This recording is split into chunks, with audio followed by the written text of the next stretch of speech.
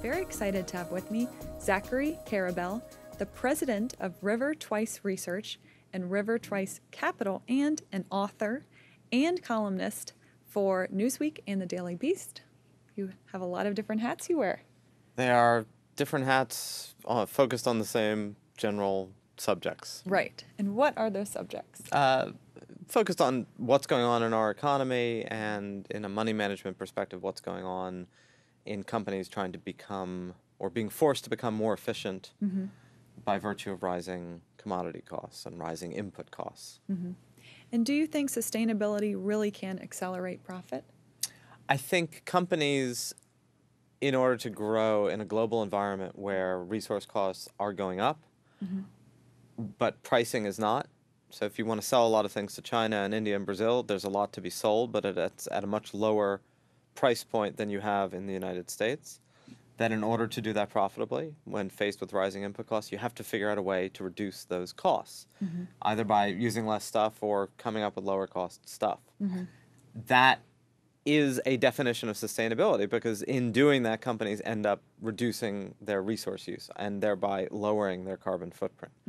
But not because they've decided or feel like sustainability is a good thing, or because sustainability as a category of how one does business is in itself profitable.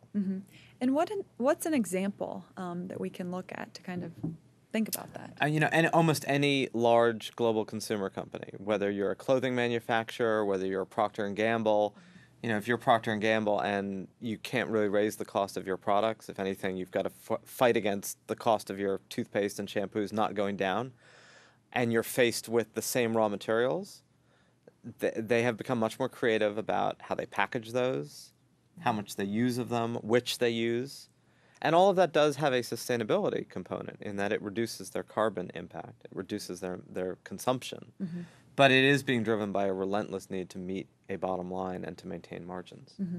And let's talk about the panel you were on today that you just got off of. What were you all discussing, and what was your main argument on the panel? Well, it was the final panel of the day. So we were discussing, I think, a lot of 30,000 foot. Is there some ideal of businesses and sustainability, of feeling like they have some level of stewardship to the planet? Is that ideal in any way making its way into the real world? And then faced also with just the overall questions that all these panels and all these discussions are, which is, given how accelerated the rate of climate change is, really is there going to be anything that's going to arrest that development, or are we simply going to be living in a world where we have to acclimate ourselves to a much changed climate because of a much higher carbon emission? And what's your conclusion there? My conclusion is, unfortunately, for the next 10 years, things are likely to get worse. Worse in the sense of carbon emissions, worse in the sense of, as hundreds of millions of people enter some version of the middle class in Brazil and in China and eventually in India and Indonesia, that they're going to look for sources of energy and for goods that, frankly, are going to be resource intensive or more resource intensive than we would like, which means in that respect, it will get worse.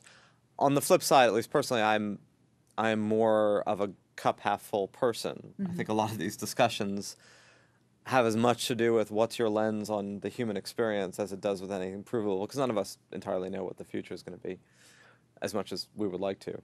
And there, I think that there is sufficient innovation and sufficient attention to the limitation of resources and the excessive amount of demand for them, that I see a lot of creativity at both a company and global level, whether it's new forms of energy, whether it's new ways of making old products.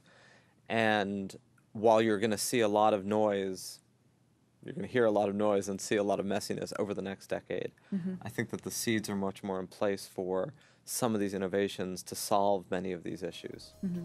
I like that optimistic approach. So keep up the good work, and thanks so much for taking the time to talk to us today. Thank you.